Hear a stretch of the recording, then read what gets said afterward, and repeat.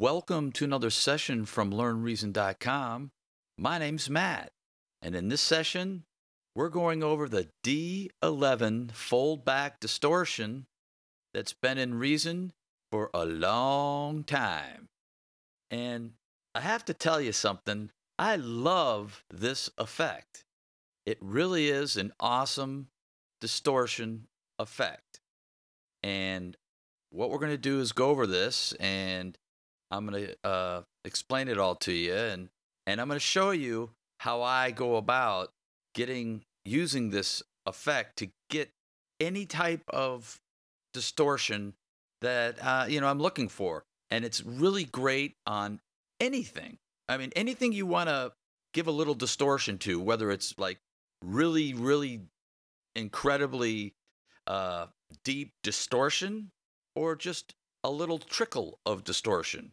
You can use it on vocals, guitars, synths, drums, and I'm going to show you something, when we get going here, how it sounds in all these and everything about it. So, I mean, the D11 Foldback Distortion, it's capable of producing anything from a whisper soft touch of distortion to complete thrashing, and it's mostly used as an insert effect. And let's go over the two knobs here. Believe me, they're you can do a lot with these guys. So the amount basically controls the amount of distortion. The higher the value, the more distortion. Very simple. More distortion, less distortion. The foldback knob adjusts the character of the distortion by producing or introducing foldback, which makes the waveform more complex. The default value is the middle position, which is right here, right there. This produces a flat clipping distortion, which is the most common type. Lowering the parameter makes the sound rounder and more gentle. Raising it makes the sound more sharper and more evil. That's what it says in the manual. I like that. Okay, so if you look at this knob here, you'll see that it shows like the waveform flattening out. You see it over here. It shows it getting more complex. And if you go over here, you see it's just more smooth. So over here, the least amount of it's going to be a distortion type that's very gentle. And as you go here, it just starts becoming more a harder distortion, just, gets crazy. Okay? So, I mean, that's it. But I'm going to show you my trick here in a second. But let's turn this, flip this around. And you have your inputs and your outputs. But over here, you have a CV input. And what this does is it allows you to control the amount. So that CV, you can make this knob wobble. That's all it does. And I'm going to show you how to do that. And basically all you have to do here is take a pulsar or any other CV generator that generates CV and just put it in. And I have this all set up the way I want it to be, and it will pulsate the amount that I turn this up. If I don't want it to be affecting the amount knob at all, I just leave this down. If I want to draw it up, it starts doing it. So let's tab around and we'll just solo this. This is just a piano part. And what I'm going to do is I'm going to let you hear this, and I'm going to bypass the foldback so you can hear the effect on it. And then I'm going to dial in the distortion and show you how I go about it. So here we go.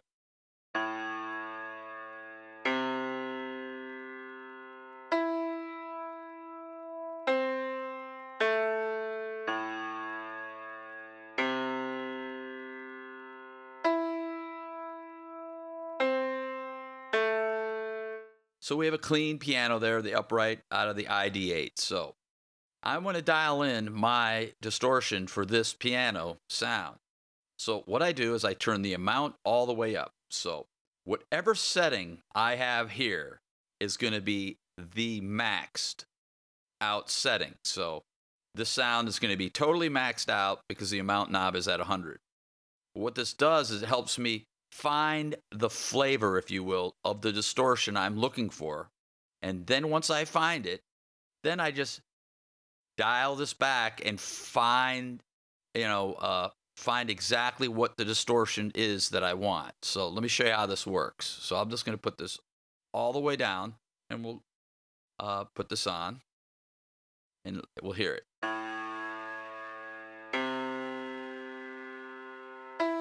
So you can hear just a little distortion there, just a hint of it.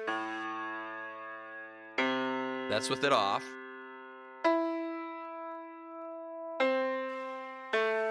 Now it's just got a hint of it. So now I'm gonna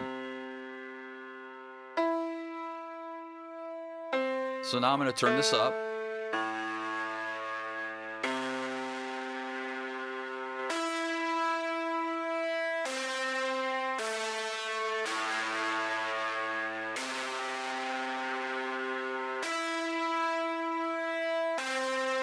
Okay, now I'm going to draw it back to find what I want.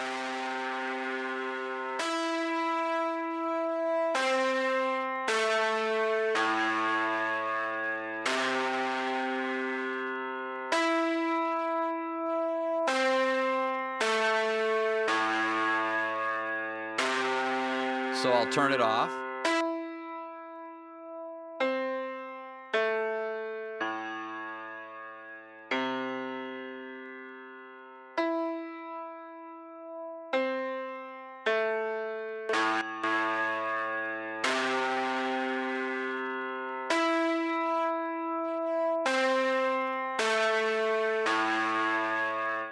Okay, so that's how it works. I mean, it's a really good way to do it because you get the absolute max of the distortion setting from the foldback knob, and then you just dial back the amount until you find the sweet spot of what you're looking for with that distortion sound, and it really works efficiently. And I have to tell you, with these two knobs, it's unbelievable how many different types of distortions you can get out of this. It's crazy. It's almost infinite, But let's turn this around, and I'm going to dial in the pulsar here, which is kind of cool.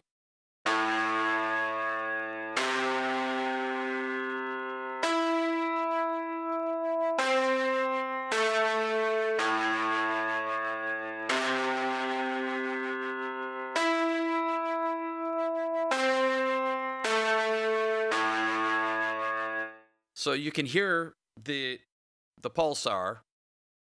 It's all it's doing is automating this. Just like that. That's all it's doing. It's really not that complicated. And of course, with the pulsar, you can just change the rate right here too.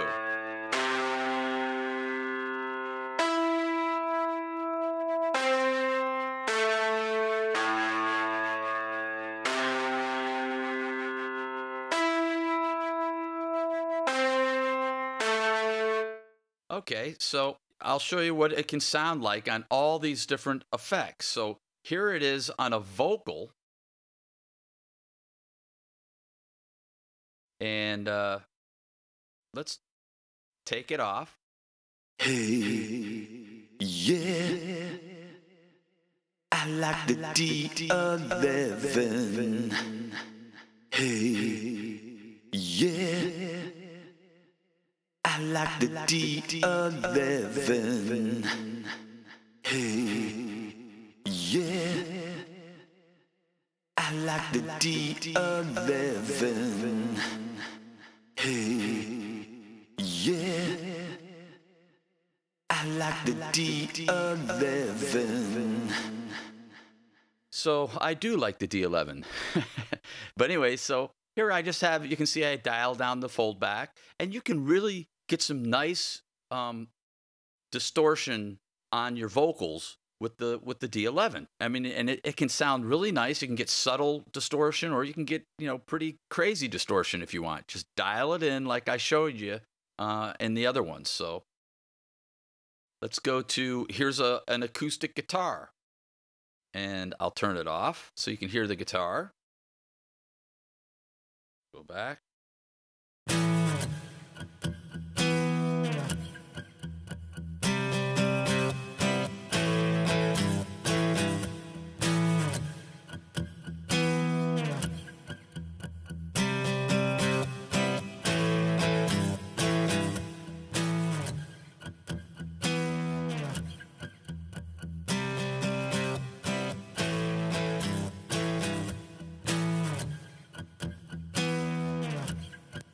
So I just have a real, not very much distortion there, just enough to give it a little edge, just a little grit. That's all it is, and that's all I need for that. And that's the D11 working on a acoustic guitar, just giving it a little color, a little dirty color, if you will. And then here's a drum set, and this is just a redrum set I got going here. And we'll just put it back.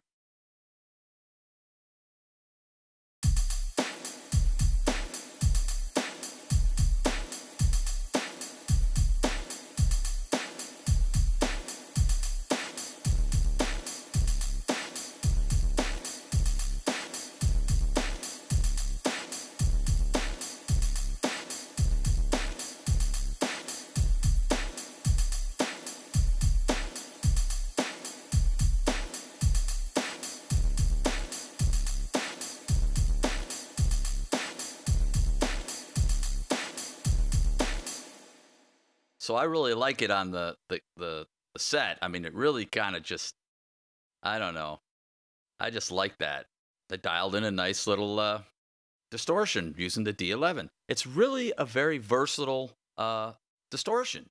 So let me go a little deeper into what a foldback distortion is. So, a foldback distortion, if you increase the amplitude of a pure sine wave signal beyond 0 dBFS, this means on an oscilloscope, you will notice the sine wave being flattened out, like you see in the picture. That's because all the peaks above 0 dBFS are essentially chopped off or squared off to stop them from clipping the digital audio domain. But with foldback distortion, all the peaks which go past beyond the maximum capacity of the digital system aren't chopped off as they would in a hard clipping distortion. Instead, the foldback distortion means all those peaks are inverted upside down, made to face the opposite direction, hence the term foldback. The results usually sound like FM synthesis. So there you go. You understand better on how this little device works. So what I'll do is let's hear this effect in this little with all these instruments going, and I'll show you how much of an effect it can have. How it's subtle, or it can change the color of your track or your whole mix or whatever you want. This is really a cool little effect. So what we'll do, let's turn. Yeah, we're going to turn everything off so you can hear everything just dry, right? And then we'll just slowly turn the D11s on.